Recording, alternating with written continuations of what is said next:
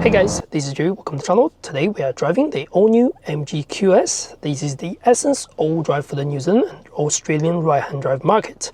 In the last video, I've done a full walk around for the exterior, pricing, interior, space, size, and all the features available on the MG QS. In this video, we'll do a POV drive to let you know my driving impression on the MG. Now, before we get started, let's still have a quick look from the outside. Starting price for the MG QS in New Zealand is $44,990 plus ORC, and it's got a very aggressive styling at the front with daytime running lights over here and headlights just like that. And then over here, that's the 21-inch for the top spec essence. We do have power tailgate, 7-seater as a standard option, 10-year warranty. Remember, all MGs come with 10-year warranty now. It is a cool styling, it is a big car, and it is over 4.98 meters long. So it is not a small car in any way. Now, before we get inside, I want to point out one thing. I wish MG can change this design in their other vehicles. Whenever you want to step inside, it does feel like you're going to touch this. And honestly speaking, I done that 2 days ago and my knee is still sore today. So yeah, it's a little bit annoying, isn't it? Anyway, once you get inside, this is a very nice place. Seats wise, it's very comfy, long, like wide seats, so very supportive. You are going to get a lumbar support on this top spec, plus heating and cooling front seats as well. In terms of material, the steering feels alright, dash feels alright, screen feels alright. There is a little bit lack for the physical buttons, but you still get some physical buttons underneath. And then gear shift is over here, drive mode is there, handbrake is over here. Now let's get it on the road to see how the driving is. Oh, before we get to that, we can look at the visibility. Front feels really good. You get a long nose, long bonnet over here, but you can still see what's in front of you. Side is good, rear is not bad at all. Even the rear windscreen is also acceptable. But the mirror does have a block for your view just on your right and then on your left. Just like the MG HS, the mirror feels quite large. They do extend and cover your sort of triangle piece over here, so it does block some part of your blind spot just around the vision when you try to give way, or when you try to stop at stop sign, or when you go past a roundabout. But that's the only issue about the visibility. Let's get started. Now, turning circle on this is not too bad. Even for a big car like this, it's easy to turn. Now let's quickly go through the power and drivetrain on this vehicle. It is powered by a 4-cylinder 2-liter turbocharged petrol motor that produces 153 kilowatts of power, 360 Newton meters of torque. It is also powered by a 9-speed automatic transmission.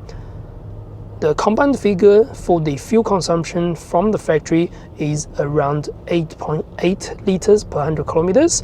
I've been averaging somewhere around 8.6 to 9.2 liters per 100 kilometers during my daily drive.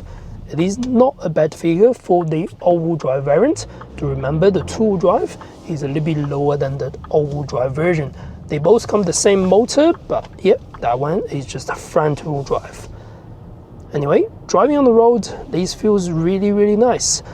In terms of the 9-speed, it is really easy to cope with at low speed if you do not use it very aggressively. If you're using the pedal as a gentle accelerator and then only use from 0 to 40% of the power, you are going to find the transmission and riding very smooth, and even acceleration feels very smooth.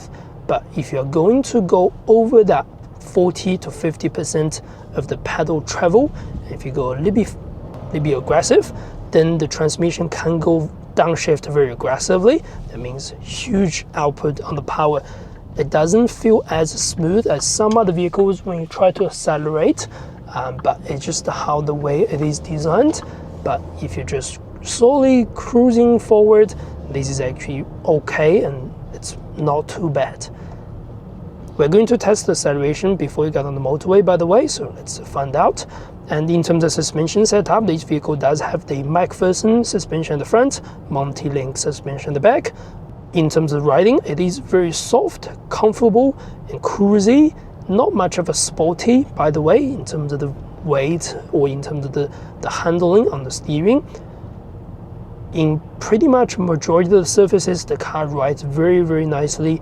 It is a comfortable vehicle for sure in pretty much majority of the surfaces. Only if you go some rough areas where you have quite some bumps or big potholes, the vehicle does feel like it kind of jumps occasionally a little bit too high. And that's because, again, the softer suspension here and there. Other than that, it is an easy vehicle to travel, and it's fairly comfortable for pretty much 7 people inside the vehicle.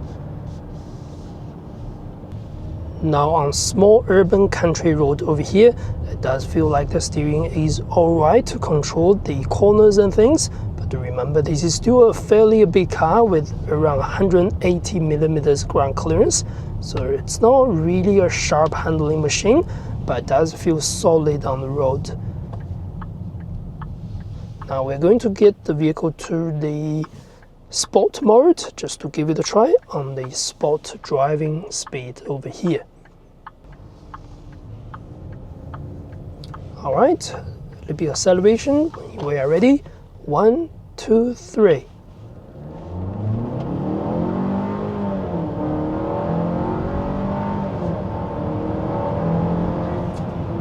It's not a bad acceleration anyway.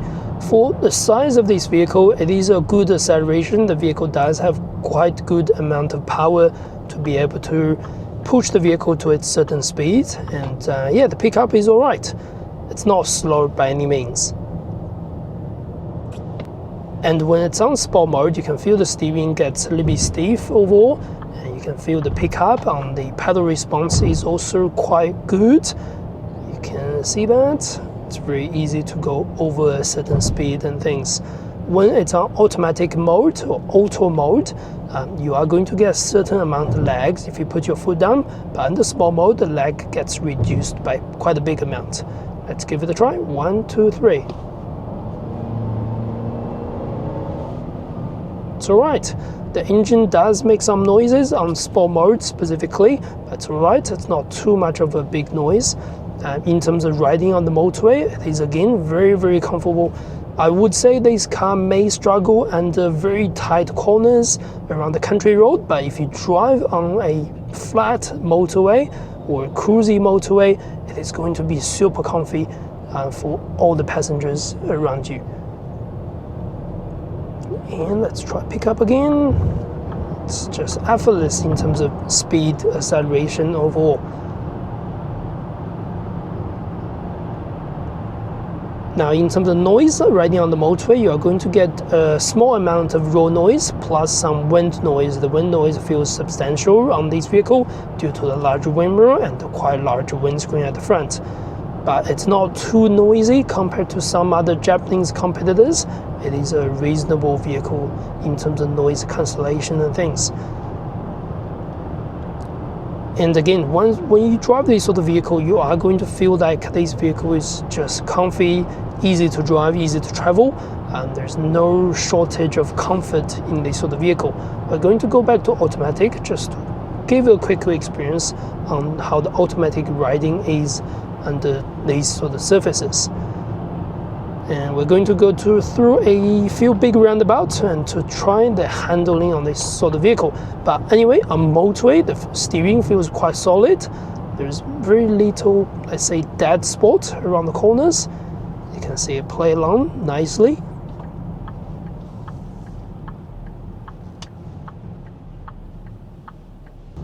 So there is some certain body roll on this vehicle for sure, being such a large vehicle, you can see. But go through these corners all right, actually. I wouldn't call this steering anyway sporty or sharp in any form, but at the same time, it's got okay amount of support. So yeah, I wouldn't push this around the speed too fast, since this is not built to be a fast driving vehicle around the corners.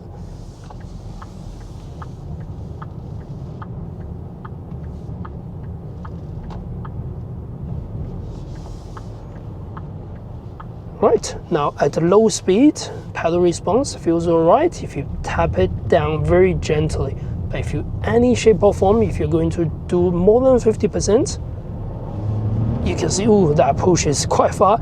So yeah, you have to control the pedal just a little bit more gently around the low speed, so the vehicle doesn't go that surge period when it tries to downshift. Now, under these conditions, this area is quite rough on the road surface. You're going to get quite a bit of noise over here. This feels noisier than what it is on the motorway actually, but this is rough. You don't get this anywhere. So even on this rough surface, you can see the vehicle rides very, very nicely, very comfy around the seats. The suspension does absorb pretty much majority of the shakes around these areas. So that's the good part of the suspension. But if you meet any speed bumps, potholes or anything like that, maybe around here, you can feel the vehicle is kind of jumping just a little bit more than some other vehicles because it's quite soft suspension, let's put it that way. But nevertheless, this is a very, very comfy vehicle to travel and very cozy. My thoughts on this vehicle, just a relaxing drive, honestly. Very good price, starting from 50 grand. This is not a small car for 50 grand mark. With the right marketing promotions, I think this car would sell really, really well in the New Zealand, Australian market. Being just under 5 meters long, this is not a small car. This is a proper 7-seater SUV, and that's capable of driving and things. Fuel consumption may not be the best, and other things like the suspension or other things is relatively comfy. So you're going to get a great package from the MG if you want a big or medium to big size SUV that's capable to do many, many things. That is my thoughts on the all-new MG QS. I hope you enjoy the content. If you do, do not forget to subscribe and like. That's the best way to support the channel. As always, I will see you in the next video. Thank you very much.